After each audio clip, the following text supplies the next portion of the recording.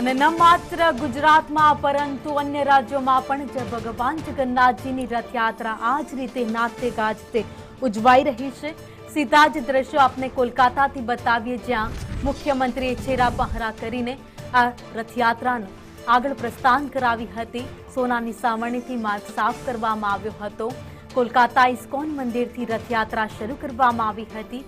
Brigade parade ground તરફ આગળ વધી રહી છે આ રથયાત્રા, જ્યાં મુખ્યમંત્રી પોતે પણ પહોંચ્યા હતા અને તેમણે પણ આ રથયાત્રાને વધાવી હતી। શુભેન્દુ અધિકારી દ્રશ્યોમાં દેખાઈ રહ્યા છે, જેઓ પહોંચ્યા હતા।